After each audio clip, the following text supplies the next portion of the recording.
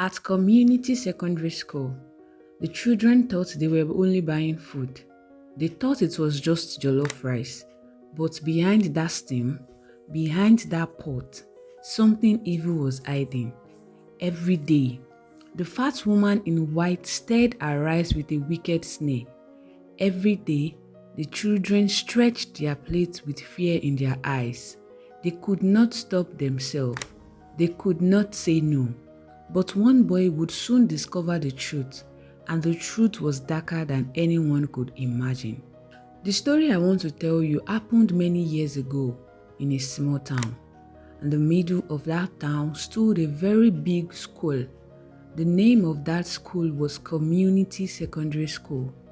It was not the best school in the country, but it was a school where many poor families sent their children. The children came every morning in their white shirts and green shorts or skirts. They carried books, pen, and sometimes their lunch money.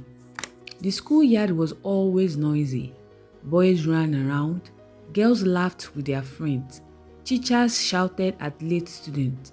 It was a normal school. But one year, something strange began to happen at Community Secondary School. It started when a woman came to sell food inside the school compound. Nobody knew her before. She was not from the town. She just appeared one morning with a very big iron pot. The woman was very fat. She was bigger than any woman the student had ever seen. Her stomach was wide, her arms were heavy, her face was round and dark, and her lips always curved into a sneer, like she was laughing at everyone. She wore a white dress that almost touched the ground. Her hair was full and wild, black and thick, covering her shoulders. When she walked, the ground seemed to shake a little. She dragged her pot to the front of the school dining shed. Then she lit firewood and began to cook. The smell spread quickly. It was the smell of jollof rice. The students loved jollof. They could smell the tomatoes, the pepper, and the oil. It made them hungry even when they had just eaten at home. When the bell rang for break time, children rushed to her pot. They lined up with their plates in their hand. She smiled, but it was not a kind smile. It was a wicked sneer that made the children nervous. Her eyes were sharp, and they followed every child in the line. When it was your turn, she bent over, stirred the steaming red rice, and dropped a heavy scoop into your plate. At first, nobody complained. The food tasted good. It was hot, spicy, and full of meat. The children liked it. They came every day, but soon things began to change. After some weeks, many students started to act strange. Some became very weak. Some forgot what the teacher taught them in class. Others could no longer play football or run like before. A boy called Daniel was the first to fall sick. He was a strong boy, the best football player in the school. But one day, after eating the woman's jollof, he could not stand up from his desk. His body shook. His eyes rolled back. The teacher sent him home. The next day, a girl called Mary fainted while sweeping the classroom. Her friend said she had eaten 3 spoons of the jollof that morning. Every week, 1 or 2 students grew weak. But the strange thing was this: even though the children were afraid, they could not stop eating. When the break bell rang, they still lined up with their plates. Their hands trembled, but they stretched their plate forward. Their eyes were wide with fear, but their mouths still opened to take the food. It was as if the woman's jollof had the power over them. The teachers noticed the changes too, but they said nothing. The woman always gave them free food. She would smile her wicked smile and say, "Teacher, take, eat, you are working hard." The teachers would eat and laugh. They did not see anything wrong, or maybe they pretended not to see. But among the students, Whispers spread. Some said the woman was a witch. Some said she cooked with blood. Others said she stirred the pot at night with human bones. Nobody was brave enough to find out the truth until one boy decided to look deeper. His name was John. He was thin, quiet, and nobody noticed him much. He was not the best in class. He was not strong in sport, but he had something the others did not have. He was brave inside. John never liked the woman. From the first day, he felt something wrong about her snare. He refused to buy her food, even when his friends teased him. Instead, he ate dry bread or groundnut during break. When he saw his friends getting weaker, he knew it had to be the food. He decided to watch the woman closely. One night, John did not go straight home after school. He hid behind the school wall and waited. The sky grew dark. The last teacher left. The last student went home. The whole compound became silent, but the woman stayed. A big pot was still on the fire. The smoke rose into the night air. John crept closer, hiding behind the bushes. His heart beat fast. He was afraid, but he could not stop. Then he saw it. The woman stood in front of the pot. She raised her hands and began to chant in a strange voice. She pulled something out of a small black bag. John looked at her. What he saw froze his blood. It was a child's shoe. The shoe was old and burnt at the edges. The woman dropped it into the pot of jollof. She stirred slowly. Steam rose up, but the steam did not look like normal steam. It was red, almost like blood. Then John heard faint cries, the cries of children. They came from the pot, voices crying for help, voices begging to be free. John almost screamed, but he covered his mouth with his hand. He crawled backward, shaking. Now he knew the truth. The next morning, John told his friends what he saw. They were terrified. Some refused to believe him, but others believed, because they too had heard strange whispers when they stood near the pot. The fear grew stronger, but the hunger also grew. When the bell rang, the children still lined up with their plates. Their legs shook, their mouths trembled, but they stretched their plates. They could not resist. John knew they were under a spell. If nobody stopped the woman, soon every child in the school will be lost. That evening, John made a plan. He gathered 4 of his friends, Peter, Mary, Joy, and David. He told them they must confront the woman. At first, they were afraid, but John reminded them that soon none of them would survive if they kept silent. So they agreed. The next day, the woman bent over her pot. The 5 children walked forward. They were shaking, but they stood together. "Stop this food," John said with a loud voice. "We know what you are doing." The other students gasped. The woman froze. Then she raised her head. A sneer spread across her face. "You think you are brave?" she said. Her voice was deep and rough.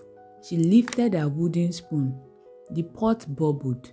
Steam rose and formed faces of crying children. The students screamed and dropped their plates. They began to run away. But John and his friends did not move. They held hands and stood firm. The woman laughed, a long, wicked laugh that shook the ground. Then she shouted, "If you will not eat, then you will join the others." She raised the spoon high and struck the pot. The pot burst open. Red steam poured out. From inside, ghostly figures of children rose, crying and screaming. The whole schoolyard became dark, even though it was daytime. The woman grew bigger. Her white dress stretched over her body. Her hair flew like black fire. Her snare turned into a roar. But John shouted, "You will not take us. We know what you are. His friends shouted too. They all screamed the truth. "Wicked woman!" The woman's voice shook the walls of the school. Her laugh was loud. Her eyes burned like fire. She swung her spoon through the air, and the ghosts of children circled the pot, crying, screaming, begging to be free. John held his ground. His friends stood with him. They were small. They were weak, but they did not run. The woman shouted, "All of you belong to me." She slammed the spoon into the pot again. The ground shook. The air became hot. The smell of blood mixed with the smell of jollof. The students who were running away stopped at the gate, too scared to leave. They turned back to watch. Some cried. Some covered their faces, but they could not go. It was as if the school was locked by an unseen hand. John's voice broke the silence. "You cannot take us," he said. "You are wicked. You are evil. You will stop today." The woman sneered. Her teeth were sharp, longer than before. Her white clothes tore at the sides because her body kept growing. She looked like a giant now, bending over the children. Her hair flew around like snakes. She pointed at John. "You, boy," she said. "You saw me at night. You watched me. For that you will die first." She raised the spoon and swung it down. The air roared. The ground cracked. But before it could touch him, John shouted again, "You are a liar. You are not a murderer. You are a killer of children." The words cut through the air like a blade. The woman screamed. Her body shook. The spoon stopped in mid-air. The ghosts of children turned their heads. They looked at John. Their eyes were empty, but they seemed to hear him. "Speak," John shouted at his friends. "Speak the truth. Tell her what she is." Peter screamed, "You are not feeding us. You are killing us." Mary cried out, "You are not a cook, you are a witch."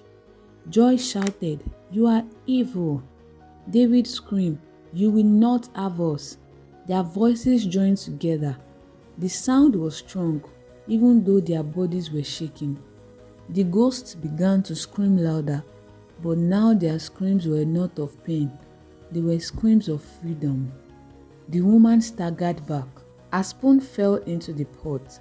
Her snare twisted into rage. "No!" she shouted. "You cannot break my spell." She bent forward and tried to grab John with her huge hand. Her fingers were long and black, her nails sharp like knives. But as she reached, the ghosts rose higher from the pot. They circled her head. They pulled her hair. They crawled her white dress. John shouted again, "We are not yours. Leave this school."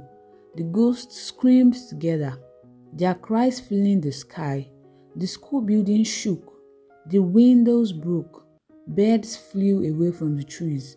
The woman screamed in pain. Her body began to shrink.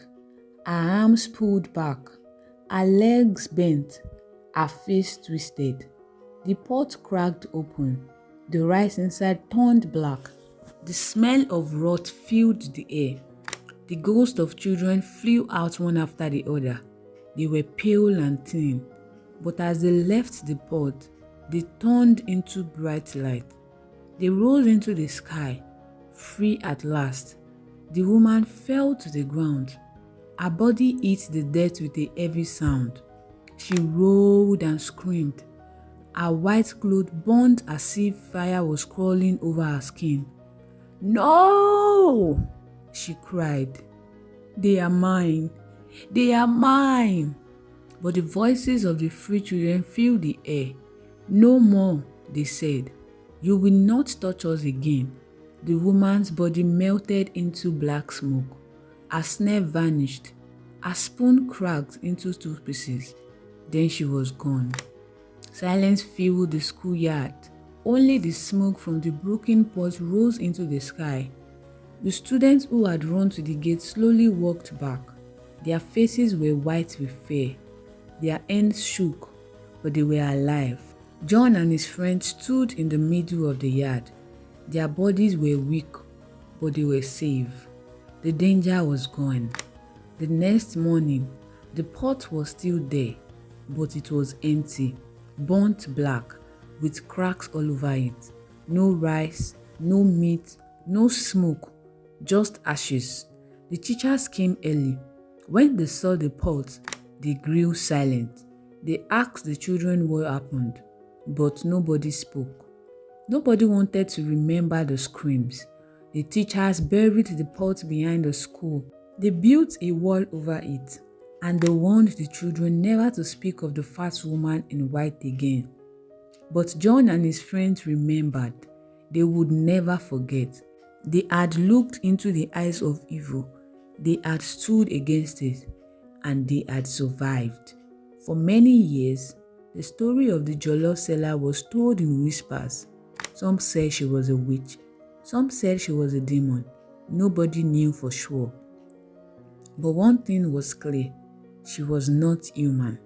And from that day, no stranger was ever allowed to sell food at community secondary school again.